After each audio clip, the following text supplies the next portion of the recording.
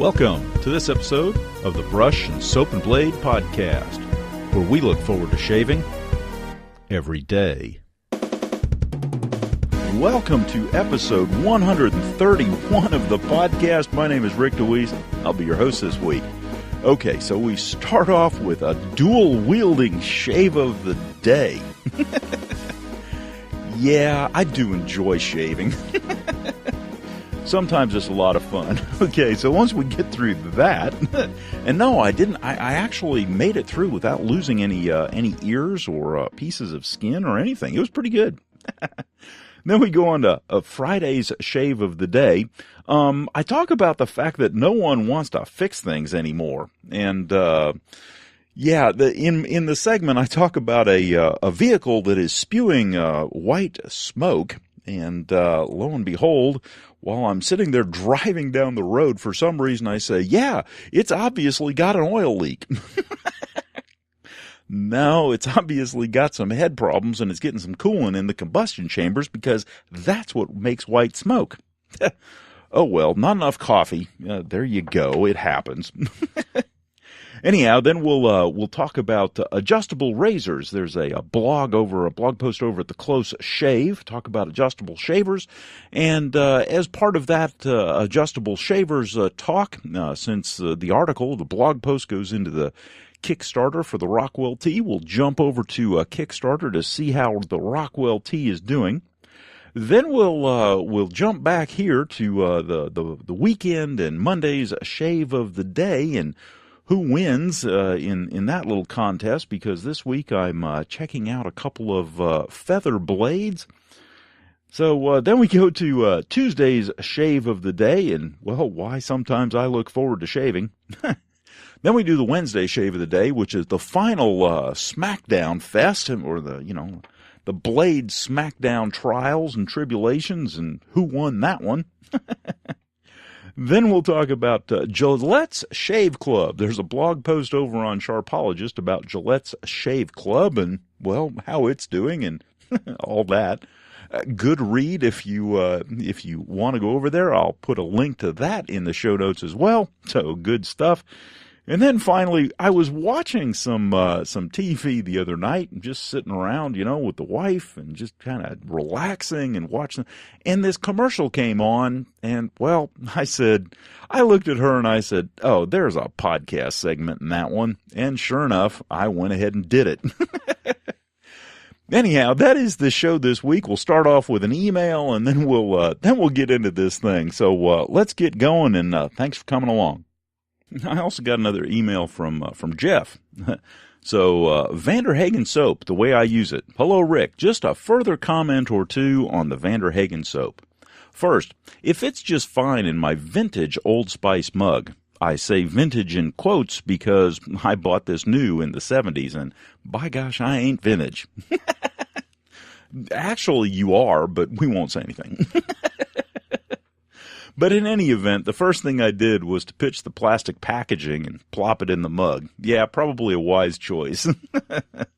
The second thing I do for a nice lather is drop a dollop of Cremo in the salsa bowl before adding the Omega Synthetic loaded with the Vanderhagen Unscented and begin to make a lather. The brush lathers well, and the Cremo adds some glide and makes for a very nice shave.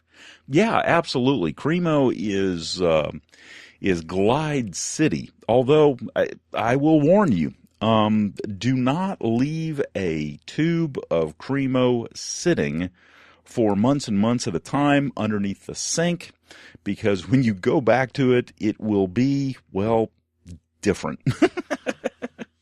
And not good. Now, if you want to try something that has a much longer shelf life instead of Cremo, and trust me, the only reason that I know this is because I did it. I think I left a tube of Cremo. I used it a couple of times, and it was like, okay, that's nice, that's good, and I put it under the sink, and I think I came back to it like 6 or 8 months later or something like that, and it was not the same. It didn't smell good. It was just different, and it still did okay, but I did not enjoy using it. But the thing that you can use for extra shelf life is just pure glycerin. You can get a bottle of it over at Walmart, although if you had any If you're like me, you go to Walmart and you say, okay, where's the glycerin? And you actually have to look it up on the website on your phone to let them know that they actually have it. And no, you don't want it in the suppository form. Thank you very much. Anyhow, once you get through that, it's a tube, it's like a jar with a drop cap on it, So it's not too bad, but you can put a couple of drops in that way as well. And that does a really, really nice job. They call that with Williams or with Van der Hagen, they call that super lather. Essentially what you're doing is you're beefing up the lather by throwing some glycerin in it, and essentially the same thing is true with Cremo. You're essentially creating a super lather. So anyhow, it goes on to say, no problem getting it off my face as I shower right after shaving. Just the way I do it right now. I'm always changing and open to better ideas. 73 is from East Texas, and he signs it Jeff with his call sign. So yeah, so essentially what you're doing is you're creating what's called super lather, and you can do that with Williams soap, you can do that with the Van der Hagen, of course, and if you have soaps that don't perform well, and in fact some people, I've even gone so far as to use it sometimes with just regular bar soaps that I wanted to try as shaving soaps, but they didn't glide well, they didn't work well, and just throw a couple of drops of glycerin in them, and they seem to do better. So, yeah, good stuff. Great ideas, great suggestions. And at the end of the day, what we're looking for is whatever works. Everybody is going to be different. So if one person's method does not work for you, that's okay. Find one and stick with it, or try others and find the ones that work for you. Because at the end of the day, no one's methodology is correct unless it's correct for you. And that's the pleasure of all of this. That's kind of the fun. Anyhow, thanks for the letter, Jeff. I greatly appreciate it.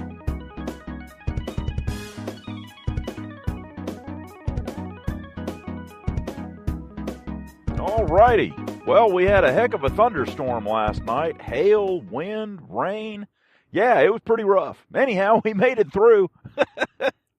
I was sitting there the whole time. I was laying in the bed thinking, boy, I sure am glad I have this house around me, because it would be cold and nasty out there if I didn't. Anyhow, sometimes you have to appreciate the things that you've got. Okay, so let's talk about the shave of the day. Speaking of appreciating things that I've got, because I happen to have the Feather carbon steel spineless blade. I have that in my VC1, and I wanted to do a comparison. I've used that for 2 shaves now, and this will be the 3rd shave, and I wanted to do a comparison between that and the stainless Feather spineless blade that I happen to have at a VC4. So I went ahead and looked around and said, okay, what is the kind of most neutral soap that I have that's right here at hand? Turned out to be the Puck of Cat A, scentless, that I went ahead and lathered up with my 1305 and threw that lather on, and then I stood there with the VC1 in one hand and the VC4 in the other hand, and took a stroke with one and then took a stroke with the other and completed a 2-pass shave, basically dual wielding razors, if you will, to just compare notes. All right, so here's what I found. And I've got to do this again because, like I said the other day, the time that I notice this the most is on the first pass. So, having limited amount of skin for a first pass, to gain an insight, it seems that, again, I'll stick with my assessment that the carbon steel is a bit more aggressive, but what seemed to occur is it seemed more, I don't know what the word is, more sensitive to blade angle. The VC4 with the stainless did not seem to care much what blade angle you had. It just gave a smooth feeling shave. No muss, no fuss, just almost like I've said before, a lightsaber for stubble. Whereas on the VC1 with the carbon blade, if the blade angle was a bit high, in other words, the blade is closer to being perpendicular to the skin than it is parallel to the skin, so a higher blade angle makes it feel more aggressive, and I don't want to use the word harsher because it's not. The feel of it is not harsh. It is a smooth cutting blade, but at that higher angle, you feel the blade. You know that there is a blade against your skin and that it is essentially scraping and cutting.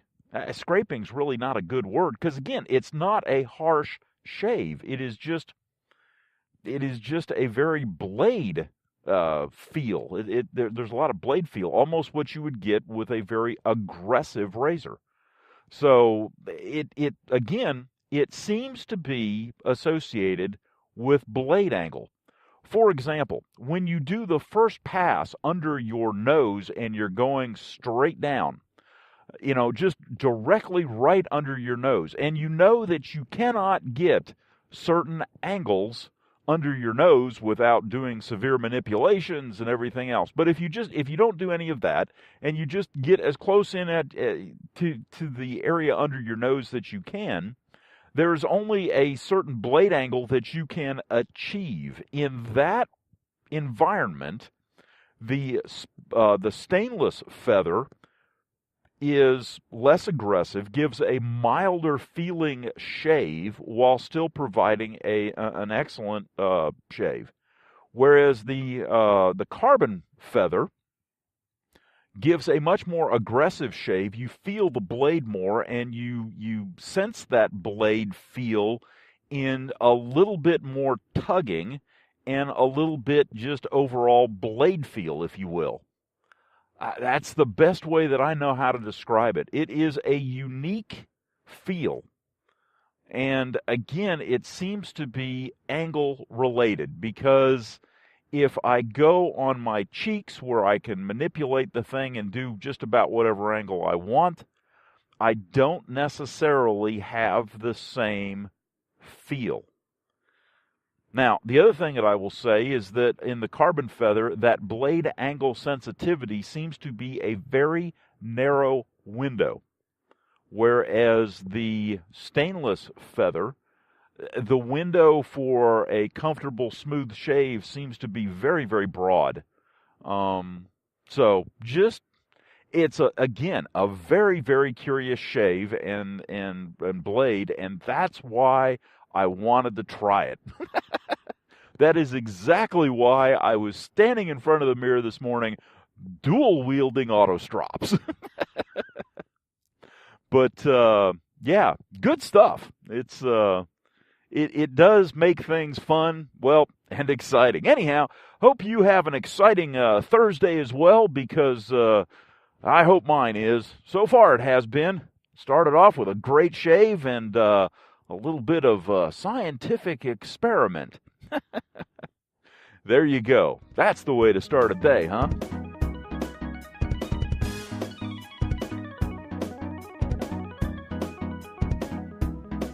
All right, let's talk about the shave of the day. First off, it's a beautiful day here, and that's a good thing. Anyhow, let's talk about the shave of the day. The shave of the day, I went ahead and soaked up my 1305 Samog brush while I jumped in the shower. And when I jumped out, the soap that I chose was Erasmic, a tube of Erasmic shaving cream. And the nice thing about this, unlike one of the other tubes of soap that I have used in the recent past, the Erasmic was still soft, nice, easy flowing after a year and a half or so. So I was very, very pleased. And flowed into the old salsa bowl a good almond-sized dollop, at which point I proceeded to lather it up, put 2 teaspoons of water in it, and produced a very, very fine lather. Really, really like the stuff. Okay, So the razor that I'm using is my Auto Strop, my VC1, with the Feather carbon steel spineless blade in it. Now, I wanted to try it just to play around a little bit more with the angle of attack, if you will, of the blade to see if that smoothed it out any. And while it did provide a bit more of a comfortable shave, it's still a bit, well, aggressive. It just seems like it is more blade contact on your skin than the stainless. So what I'll do tomorrow is I am going to switch in a stainless blade just so I can have some comparison, some recent comparison, if you will, between the carbon steel and the stainless, and we'll go from there. But all in all, a 3-pass shave with some touch-up. Pretty good shave. Now, the other thing that I've noticed is that it's not quite as good as the stainless feather. It's close, but it's not quite as good. I think, if I was to put a spine on it and compare it to, for example, the Gem carbon steel blade, it would probably be a better blade than the Gem. But compared to the Feather stainless, I don't think it's quite the same. It's not quite as good. Unique, and it looks, oh my gosh, it looks gorgeous in a gold razor. I mean, there's no question about that. A gold or a brass razor with a black blade, I mean, that's just, okay, I'll use the term, that's just sexy. Anyhow, and the bluing on the blade is just, oh, it's perfect. It really is. I have hand blued blades before, for like camping knives and things like that I've made out of carbon steel blanks, and yeah, to get a good blue on a blade is something that I have tried to do. So, the bluing on these blades, like I said, is, well, perfect. And yeah, it's a good looking blade. It really is. Now, if it would just shave better, it's close, but I don't know. We'll find out tomorrow. Finished off with a little bit of British Sterling again because it's got a pretty high alcohol content. I can usually tell from the alcohol sting, if you will, if there's any issues with razor burn or anything like that. And no, not really.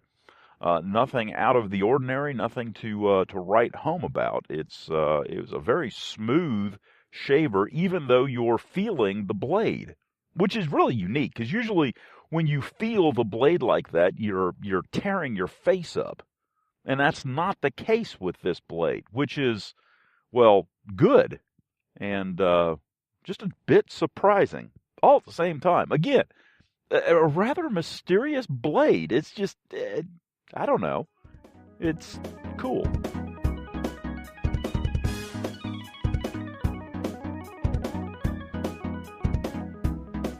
Okay, I'm following behind a school bus, and this is a school bus that is obviously burning oil. Every time that the school bus driver puts a foot on the accelerator pedal, there is white smoke that is pouring out of the exhaust. He's burning oil. The engine needs some help. Now, the thing that amazes me is that is there not somebody in the school bus depot, or the driver himself, that recognizes that a vehicle pouring out white smoke is not a good thing? Which raises the next question. Why is it that we do not have many people anymore that go into the trades, as they call it? We have an absolute glut of college graduates, but we don't have anybody trained, for the most part, as a society anymore, to actually do the work. It's rather amazing. I've been in maintenance for 25 years, and it is becoming more and more difficult to find people that want to be mechanics, that want to be electricians, plumbers, welders. And yet, these are high-paying jobs. And I'm just sitting here looking at this going, okay, this is not rocket science here. You have a bus that is spewing white smoke all the way down the road, almost like, we used to call it spraying for mosquitoes. And nobody apparently thinks that that's a bad thing, or either that or knows how to fix it or whatever. But I'm sitting here just in amazement going, okay, this bus is going to pull into a school. First off, it's driving down the road and it's making a mess everywhere it goes. And then it's going to drive into a school where a bunch of people are standing, walking, etc., and spew this stuff all over the place. And people are going to end up having to breathe it and everything else. But again, it's like, why can't we get enough people to fix these things? Now, for years and years, we've been told, oh, well, you need to go to college to get a good job. Well, I'm sorry, that's no longer the case. The situation is now, and it has been for quite some time, you need to be able to work to get a good job. And you need to have a skill to get a good job. And whether that skill is plumbing or welding or being an electrician or, auto mechanic or diesel mechanic, those are good, high-paying jobs. They really are. I mean, if you look, your average plumber, if they go and really, get onto it, can make six figures fairly easily. And most of the time, that education, that skill set, that knowledge base is not something that comes with a, $100,000 debt from school loans. Now, isn't it amazing that we tell kids and we've convinced ourselves that we need to go out and get a good job? In order to get a good job, you have to have a college degree, and in order to get the college degree, you have to incur school debt. You have to take out loans because you can't afford to go to these schools. And yet at the same time, you go to these schools and you get degrees in something that is not in demand, and you end up working at Walmart because you're overqualified for everything because you have a degree. And then you can't pay off your debt, which means you're, suffering. Yeah, it's a vicious circle. And at some point, somebody has to wake up and say, okay, what is reality? Reality is that you can make a good job as a plumber, as an electrician, as a welder, as a mechanic, as somebody who knows how to fix things and has the skill set to do so. You don't have to go to college. Yeah. It's just amazing. And it was one of those things that, it's been endemic. I don't know if I've ever said this before, but I was at a conference one time of a bunch of maintenance managers and professional maintenance guys, the folks that hire maintenance people. And there were about 300 of us, and we were all in this room saying, hey, we're having a hard time finding maintenance people to hire. And so the main speaker got up and he said, okay, I have a question. How many of you people have told your kids that in order to get a good job, they have to go to college? And 98% of the maintenance people in the room that had a good job, but most of us had never gone to college because we were maintenance guys. 98% of us raised our hands. We're telling our own kids as maintenance people, knowing that a maintenance job is a good-paying job, we're telling our own kids that in order to get a good job, you have to go to college. We're short-circuiting our own systems that have kept ourselves and our families alive all these many years. We're telling our own children, our own offspring, that system doesn't work. When in fact, the evidence is right there in the family home of ourselves. Our own families are evidence that, it does work. But yet, in spite of that, we're telling kids, you have to go to college to get a good job. It is amazing. And the thing is that as an economy shifts, as an economy falters, if you will, there is still the need for people to fix things. In fact, to a certain extent, there's a need for people to fix more things because people, instead of buying new, are wanting to fix what they have. And yet at the same time, at that very same time, when the threat of that is right on top of us, we're in a situation where we don't have the people to actually do the fixing. It is an amazing situation. Oh well, reflections when you're following a school bus that's blowing smoke.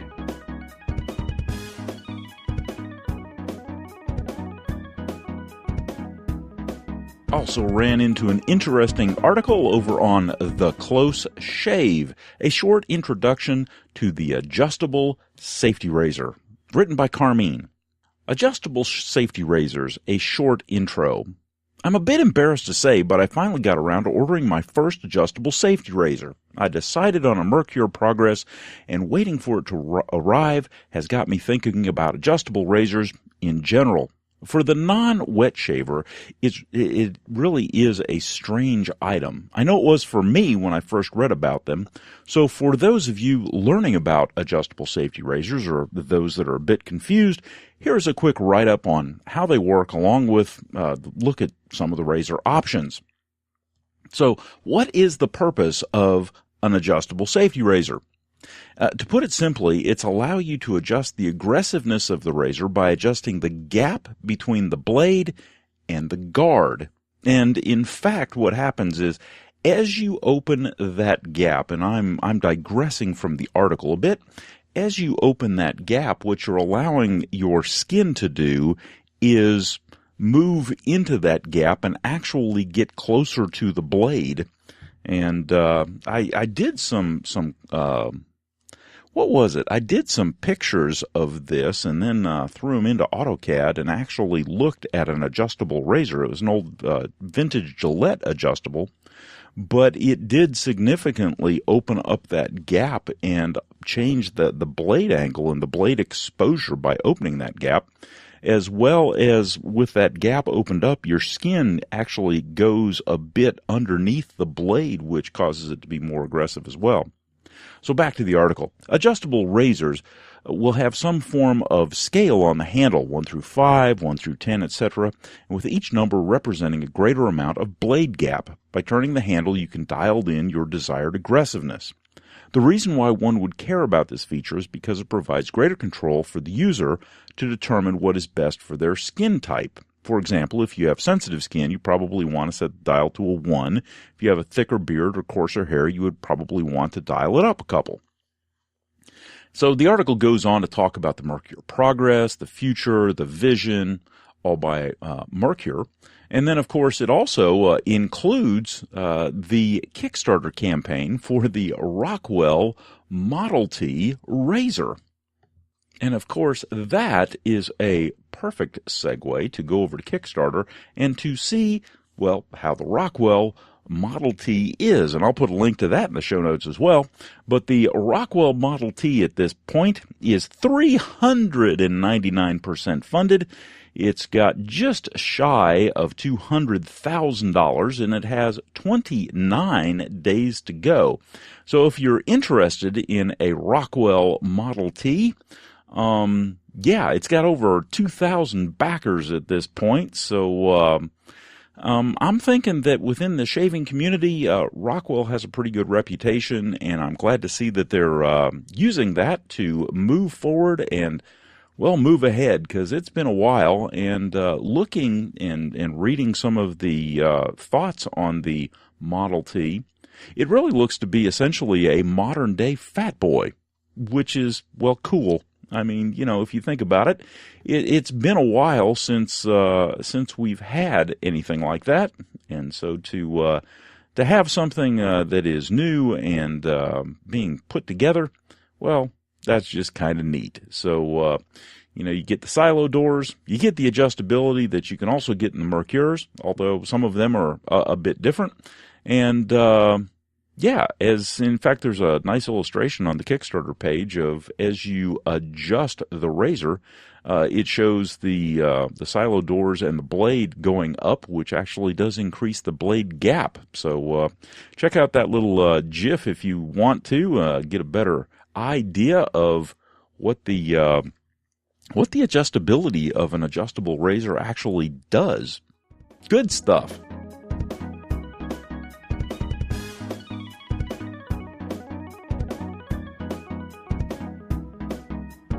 righty, well, we made it to another Monday through the weekend. Yay!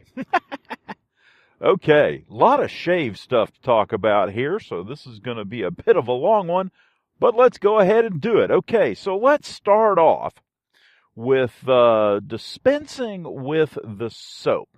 Still playing around with the Aerosmith.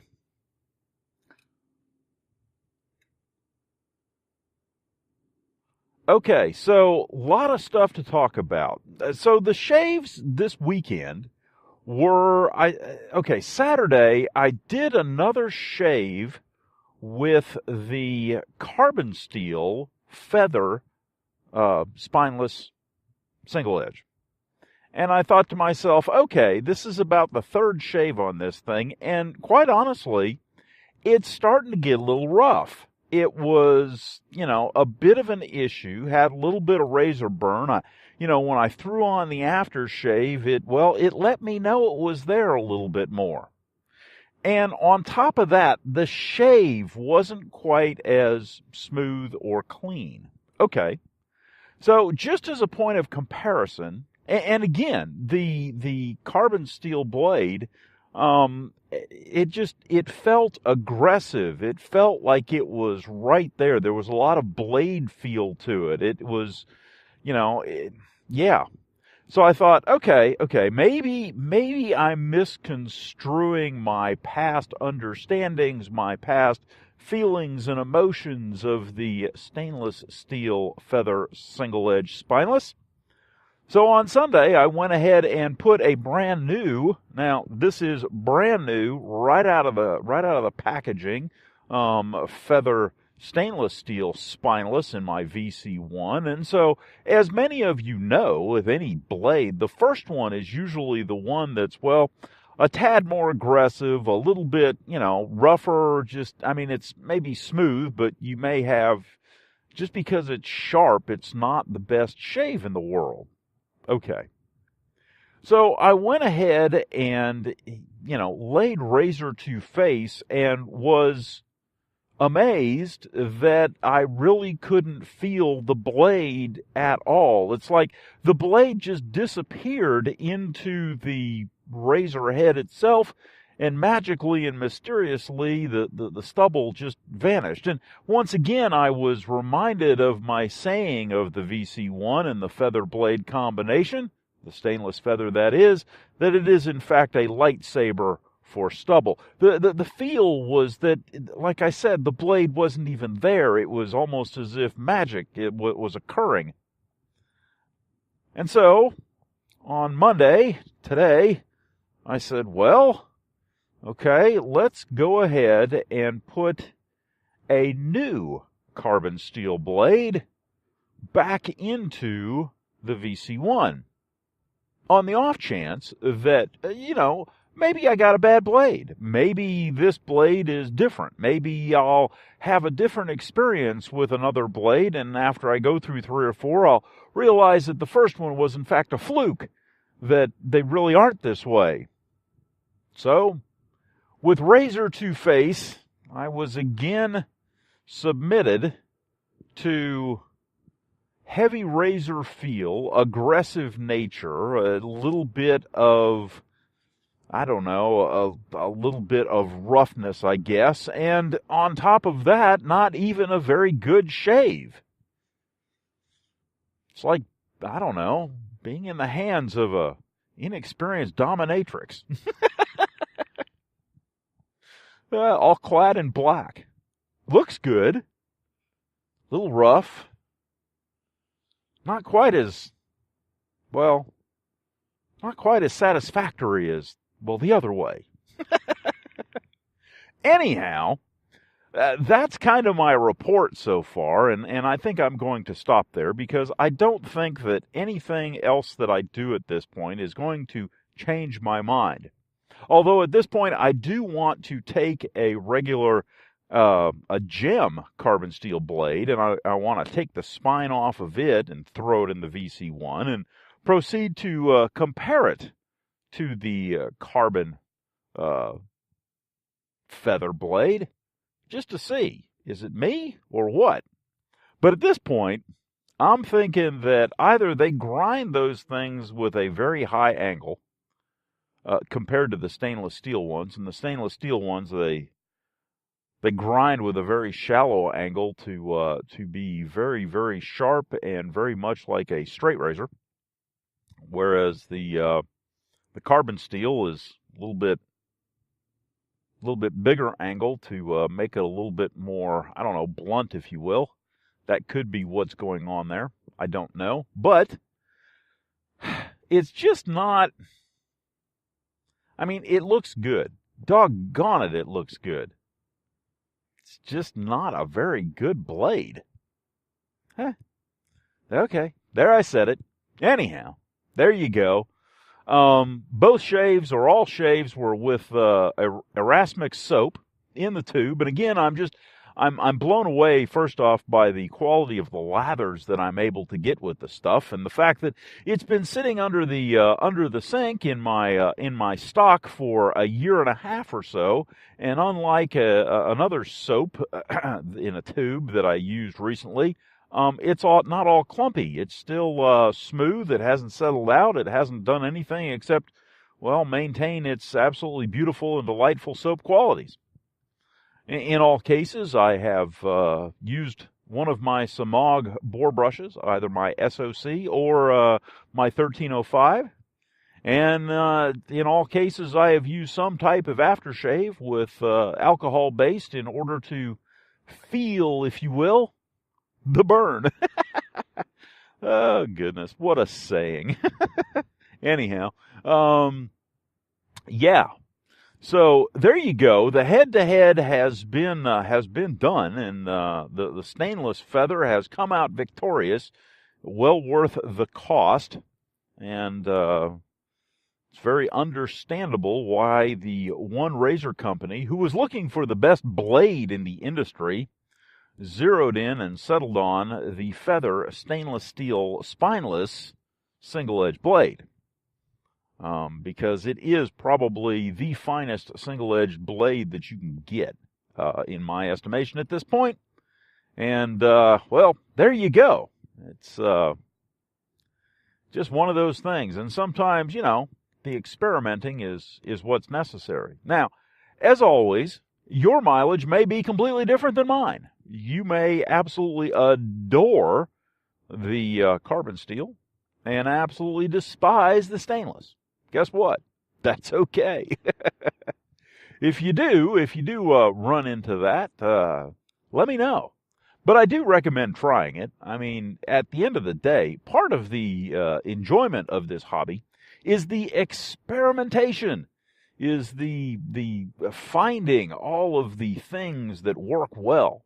Now, speaking of working well, one of the things that I may try is putting the Feather carbon steel and putting a spine on it and slapping it into one of my older vintage single-edge razors just to see what that experience is like. I mean, after all, it's a new razor, or it's a new blade to play with. So we'll see what we can do in that regard in the coming weeks. But anyhow, if you get an opportunity, go ahead and give one a try. Sometimes trying's half the fun.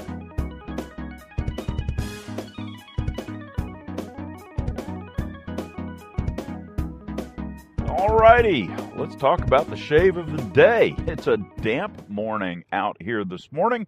Rained last night. It's not terrible. It looked like it was a soft rain, if you will. So nothing bad about that. But anyhow, unfortunately, there was nothing really soft about the shave this morning.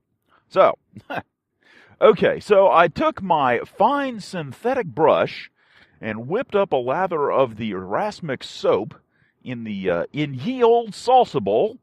And again, beautiful, beautiful lathering soap. And for having been in a tube for as long as it has and been under the sink as long as it has not disappointed. It still comes out in, absolutely controlled cream and just no globs or anything like that. No settling. I'm amazed. I truly am amazed. So great soap, great lather. Love the smell of that stuff. It's kind of an herbally type scent, very similar to Spike, but not as expensive. So good stuff there. Anyhow, I did what I had threatened to do. I took the my spine and that I have just laying around. You know, us wet shavers, we have extra spines just, laying around. We're that kind of men. Anyhow, took my extra spine and threw it on the feather carbon steel spineless blade and, well, gave it some more backbone. And then proceeded to put it in my gem Damascene razor, the best vintage single-edged razor that I own as far as comfort of shave. Trying to see if, okay, maybe the feather doesn't work just terribly well in the auto strop, but maybe it will work better in the Damascene. Well, I applied razor to face, and while the first pass was somewhat more comfortable than it had been with the auto strop, it didn't feel like Christmas, as my wife is prone to saying. I'm going to throw in a PAL carbon steel blade tomorrow, just as a point of reference, but yeah, the feather just didn't, no. It wasn't all that comfortable. It was, again, turned a very mild razor, a mild and efficient razor, which is what the Damascene has always been to me anyhow, and turned it into a somewhat aggressive feel, a lot of blade feel there, and, not really a rough shave, but at least one that I felt more, as it was going on my skin. Yeah. So anyhow, that's kind of the thing there. I'm going to check the PAL carbon steel blade tomorrow, just as a final reality check there, and who knows, maybe the PAL carbon steel will be about the same level as the feather, in which case we'll call it a draw, or if it's better, we'll call the feather stainless or the feather carbon steel blade. If the shave with the PAL carbon steel blade in the Damascene is in fact better than the feather carbon steel, we will call the carbon feather steel soundly defeated in just about all aspects. The only thing that I could say at this point is that if you have a single-edged razor that, with the blades that you're currently using, feels exceedingly mild, and you would like to ramp it up just a little bit, give it just a little bit more of an aggressive feel, this might be the way to go. But, it shaves okay, but it's not as good as the stainless. It's really not. And so an intriguing blade experiment so far, and yeah, it's one of those things that, well, kind of makes me look forward to shaving, to be quite honest, to say to myself, okay, what am I going to compare today? What am I going to do with this? Oh, jeez. Yeah, I'm a weird one, I suppose, but that's okay, because that's what makes the world exciting. Yeah, kind of like shaving with a carbon steel feather spineless single-edged blade.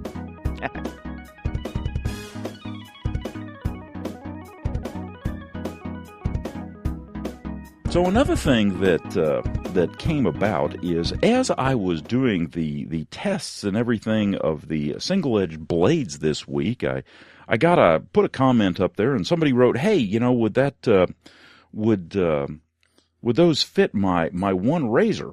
And you've got the stainless blades, which is what the one razor sells and what is recommended. And yes, you could fit the carbon steel blades in the one razor. Now, the one razor, it has a unique blade holding system. It has a little ball detent that actually has a little stainless steel ball with springs that clip into the little round or half round cutouts that are in the back of the blade, and that's what holds the blade nicely in place. Now, the feather stainless steel and the feather carbon steel have exactly the same notch and notch position and notch size cut into them.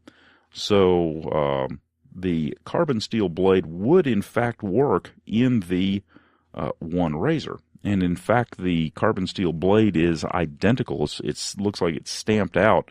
It's got the same lettering. It's got, everything is identical. It's just the material that it's made out of that is different. One being carbon steel and the other one being stainless steel. There is one section in the middle of the stainless steel razor that is a little bit different. The lettering is the same. It's just there are two cutouts where it's cut completely out in the stainless and it's not in the carbon. So that's the only difference, but that would not impact at all the fit into the one razor. Now, there was a gentleman on there that asked, well, can I fit the PAL carbon steel that you took the spine off? Can I fit that into my gem Micromatic, or can I fit the one razor into the gem Micromatic? And okay, so the PAL has an aluminum spine. It comes with an aluminum spine. And if you take that aluminum spine off in a normal single-edged razor, one of the vintage single-edged razors, the blade actually flops around because it's, first off, the blade is shorter because it has to make room for the spine, and so it'll flop back and forth inside the razor and won't give you a good shave. It's also not held the same without that spine.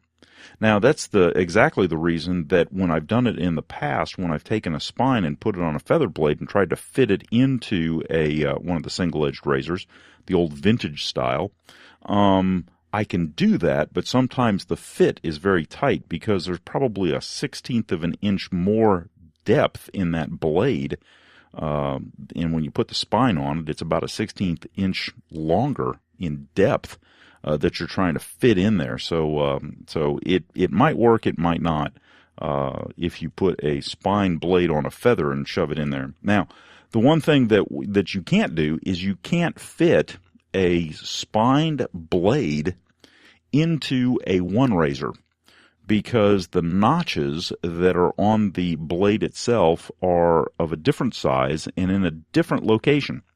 And so that won't work. So something to keep in mind. Spine blades, you can, the spine single edge, you can move those around in vintage razors all day long and usually not have any problem. The one razors, you can fit the feather blades, shouldn't have any problem. The thing that gets a little different is when you get into the auto strop. Now, the auto strop, if you have a VC 2, 3, or 4, you can use the feather blades, but you can't use any other blade. If you have a VC1, you can use the feather blades, or you can take the spine off of at least the PAL, because it's got notches that are correct, and I can put a PAL blade in there with the VC1 because of the way that the original valet is actually locked onto the blade. So that's one of the unique features of the VC1. But, as you start playing around with razors, you start learning of the little idiosyncrasies and things like that, that you can do, that you can get away with, ways to modify blades so that they can fit things. And, well, it makes it fun. It also makes it so that you can swap blades around and swap razors and it becomes a part of the hobby that when you first start off, you don't think about. And, it becomes fun. So, anyhow, I wanted to give that shout out because you can use the feather blades in an auto strop, and you can use them in the one razor and probably not have any difficulties or problems at all. They're the same thickness of material, same shape, same cutouts. You can use the carbon steel or the stainless steel feathers in the VC2, 3, or 4 variants, as well as the VC1. So all of the auto strop variants, they will fit, although they will only fit one way. The way the letters are cut out, they won't fit when they're flipped upside down. There's only one way that those things will fit. And then the single-edge blades with the spine, you can move those around, of course, all day long. But you can also take a spine off and put it on a feather spineless, and then you have another blade option for some of your razors. And anyhow, that was the gist of that little conversation that I had on Facebook.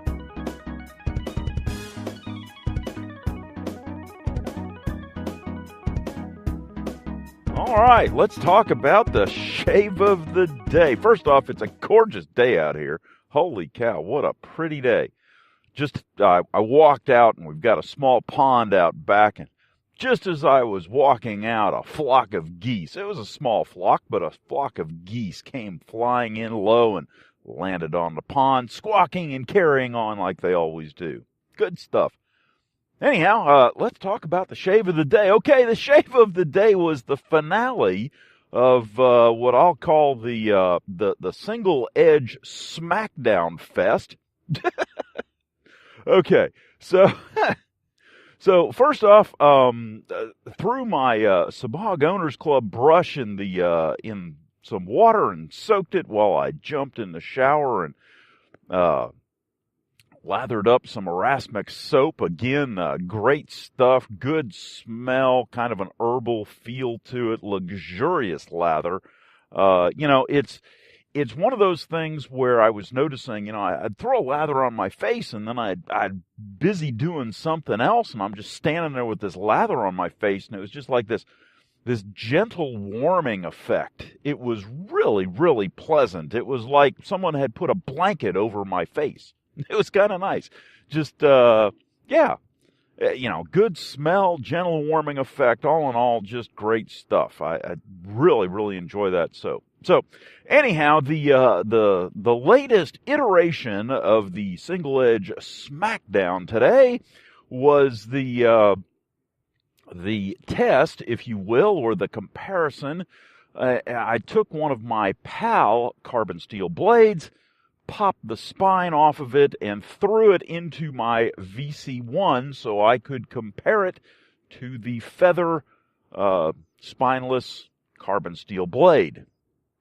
Yeah, no comparison. The PAL single-edged blade is so much gentler. Oh my gosh. It actually felt like, the razor that I wanted it to be, instead of the aggressive blade-feeling monster that had arisen when it had the carbon steel feather in it. So, good shave, 3-pass, very smooth, very gentle, nice shave. I had one little nick at the Adam's apple, but other than that, although I must admit, even with the roughness of the, I'm not going to say roughness, even with the blade feel and aggressive nature of the feather carbon steel, there was less razor burn than with the PAL. The PAL had just a little bit more razor burn, but at the same time, it was an overall gentler, more comfortable shave. Less blade feel, actually felt like what in my head a razor should feel like, instead of, I don't know.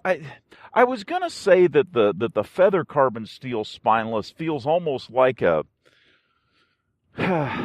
dull straight razor on a stick, but it's not a dull straight razor. It's just, it just gives you much more blade feel, and it feels more like a straight razor. It really does. Whereas the PAL and the stainless steel feather feel more like a safety razor, if you will, if that makes sense. I don't know. Anyhow, at the end of it all, for this comparison, for this wet shaver, and of course that caveat goes with everything that I say. This is my personal opinion. Yours can vary. I'm cool with that. But for me, The top of the heap in the single edge, especially for my my auto strops, but also in my other razors as well. The top of the heap is the stainless steel spineless feather single edge blade. Next in line is the PAL carbon steel single edge blade with the spine. And the nice thing is that if you happen to have a VC1 variant of the Autostrop, when you pop the spine off, the PAL carbon steel will fit right in it, and no muss, no fuss works great. Yeah, it's one of the benefits of the VC1, and sometimes you run into them. They're not hard to find. You just got to know what you're looking for. Now, the last, and this is why I called it the single edge Smackdown, the last place as far as comfort, blade feel, and just overall pleasure to use, is the carbon steel spineless by Feather. It's one of those things where you get something and you want it to be good. You want it to be fantastic. It looks good. It looks sexy. It's a good looking blade, and you want it to live up to, well, what it advertises. And it doesn't. And you try, and you manipulate things, and you twist things around to try to give it a foothold, to try to give it a chance, and it just doesn't. So there you go. That's in the end, that's how it fell out, and that was, well, the shave of the day.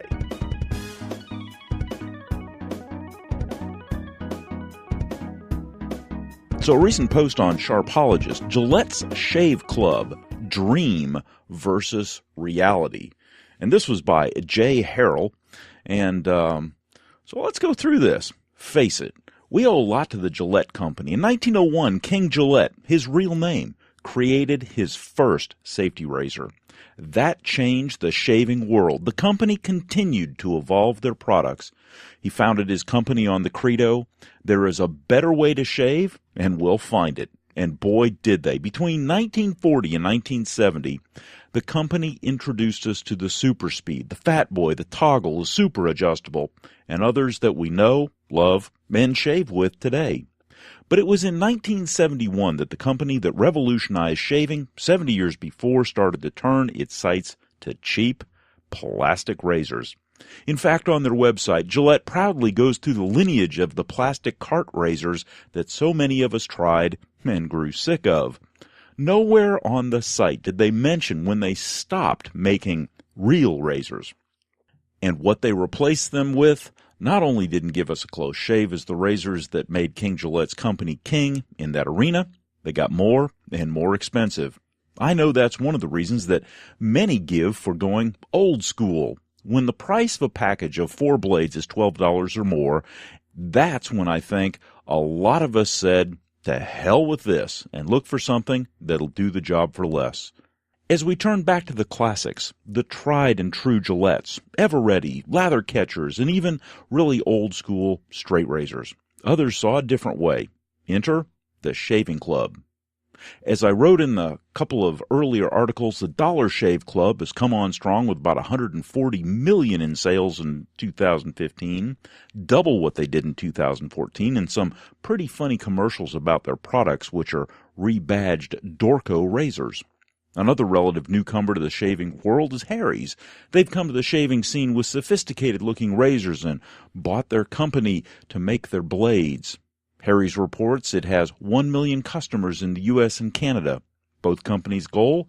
To chip away at the $7.9 billion worth of shaving sales that Gillette does every year. How are they doing?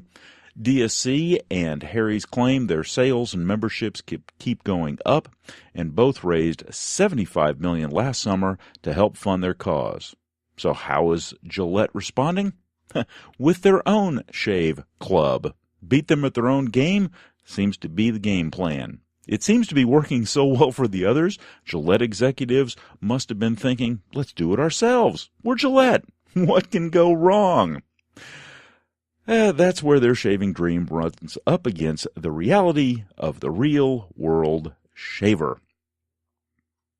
And if you want to read the rest of the article, which goes on for a good bit, I will link to the article over there on Sharpologist. It is well worth a look. A good blog post. And Jay, well done.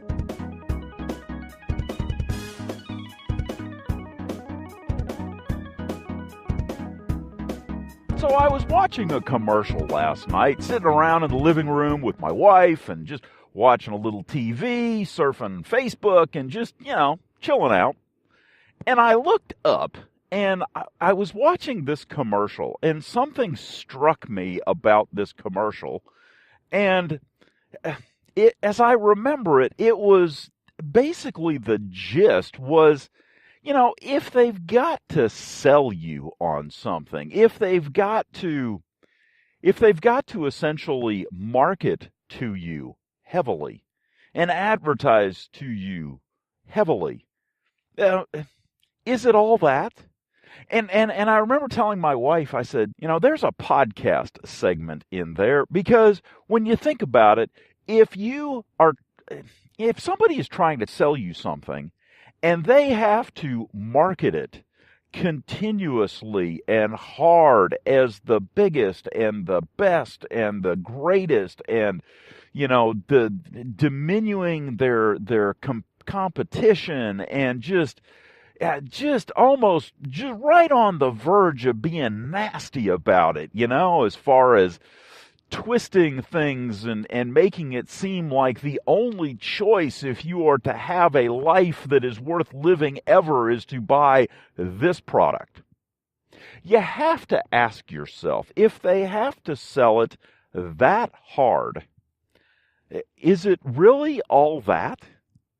I mean, most of the time when we see this stuff on television, we don't even recognize it. We don't even notice it. It kind of goes in one ear and out the other. The problem is that remnants of it stick in between the ears there, and it does influence us to a certain, amount.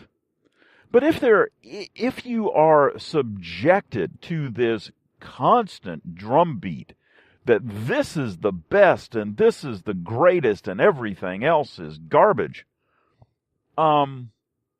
it's going to have an impact. And you got to ask yourself, is it really all that? If they have to sell it like that, is it really worthy? Now, in contrast, there are things out there that, people don't advertise a whole lot. People don't, they'll talk about it a little bit. They'll introduce you to it and say, hey, here it is. And next thing you know, it's spreading like wildfire because people enjoy it and people like it and people are talking about it. And people are asking each other, hey, have you tried? Have you seen? Have you done? Okay. Those kind of things, that word of mouth feel of, the word of mouth advertising that is popular, that is being done because people actually have experienced it and enjoyed it. Yeah. That's probably worth it. But it was one of those things where we were watching this advertisement on television, and it was just a bit of, well, no, it wasn't a bit over the top. It was way over the top. And you see some of these, and it's like, okay, I get it. Some of them are because, they're trying to be funny, and they're trying to make a lasting impression, because in normally, especially for commercials, because typically that's when people get up and go do something, or they're not really paying attention, and so, they turn up the volume or whatever. But typically what advertisers will do is they'll either make it funny, or they'll make it just stupid. And people remember either funny or stupid. It's just, I don't know, it's part of that human psyche, I guess.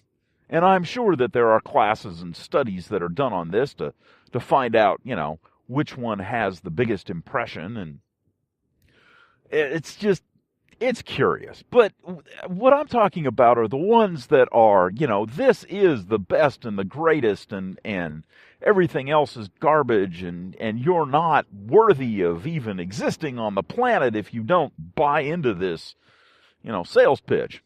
Yeah, those are the ones that I'm like, yeah, I don't think so. It's off-putting, it's insulting, and quite honestly, when I saw that, I thought to myself, if they have to advertise something like that, it's probably not worth the time.